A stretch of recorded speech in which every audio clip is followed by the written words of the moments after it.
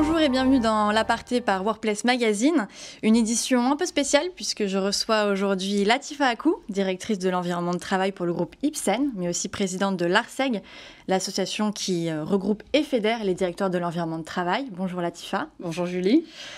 Dans cet aparté, on va parler des enjeux de la profession, mais aussi des dernières actualités de l'association. Vous êtes présidente de l'ARCEG depuis maintenant 2 ans, des fonctions que vous avez prises dans un contexte un peu particulier, crise sanitaire, avènement du travail hybride et désormais crise énergétique. Comment ces différents défis sont-ils en train de transformer le rôle de l'environnement de travail ?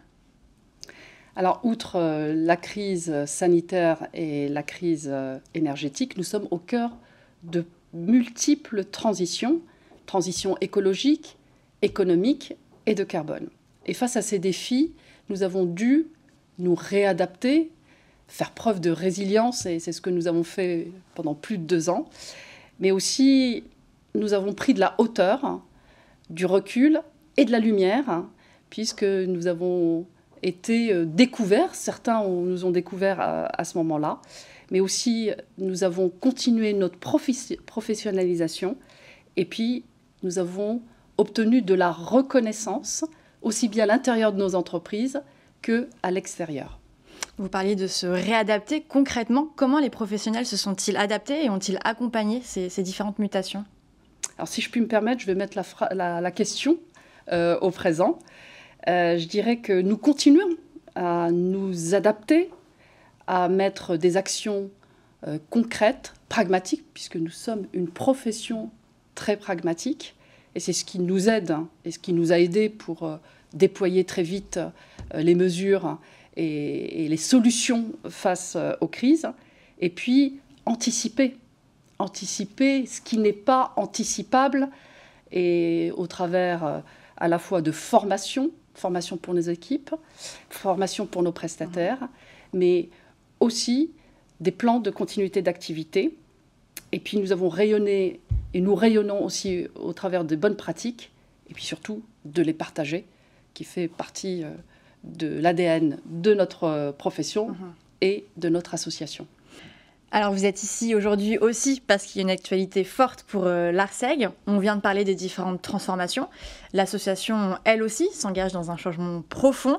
Vous l'aviez annoncé il y a quelque temps, vous allez changer d'identité et ça commence par un nouveau nom. Comment doit-on vous appeler désormais ? Idée, comme une nouvelle idée de l'environnement de travail. Donc l'inspiration et le développement des environnements de travail. Nous restons une association professionnelle 1901 à but non lucratif, bien évidemment.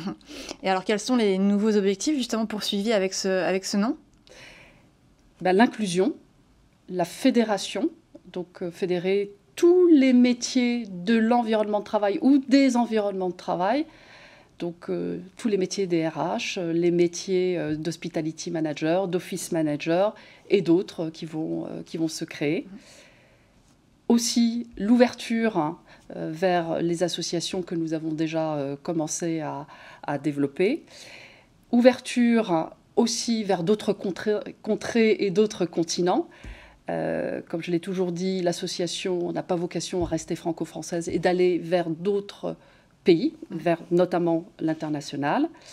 Et puis continuer à produire du savoir, à transmettre du savoir au travers des universités, au travers des études, au travers des clubs, que nous faisons déjà, mais on va mettre beaucoup plus l'accent.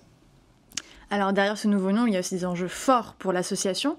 Quels sont les axes prioritaires pour les années à venir ? Alors le monde a changé, on en a parlé, et nous sommes dans un changement de paradigme. Et un exemple parfait, c'est celui de la chasse des talents. Et on voit aujourd'hui que pour recruter des talents, c'est très compliqué. Et le candidat au recrutement est très exigeant.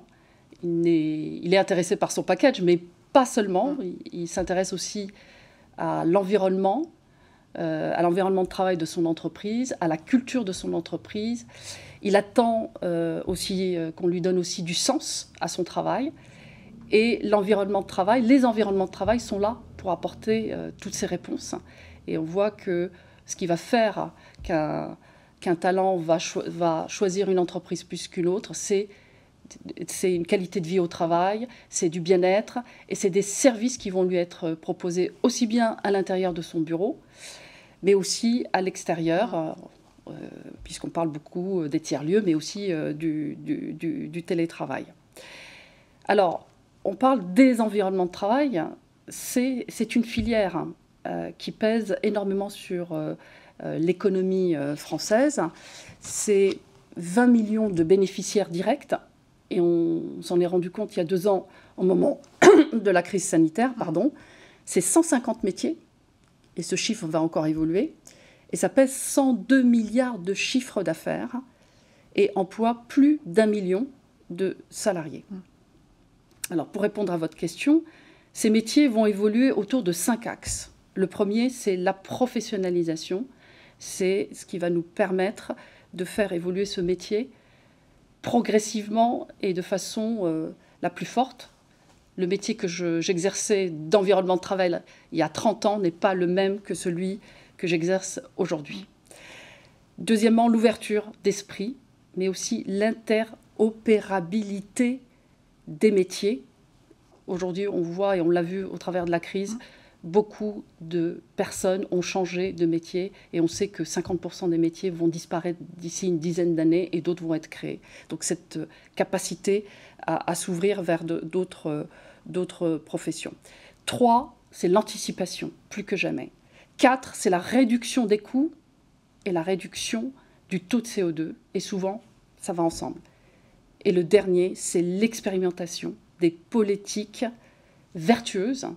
Et on en a besoin pour pouvoir avancer dans cette crise énergétique, de carbone et puis économique. Une filière qui pèse et des enjeux forts pour les années à venir, on vous a entendu. Merci Latifa Akou d'avoir été notre invitée pour cet aparté. Très bonne journée à tous. Merci.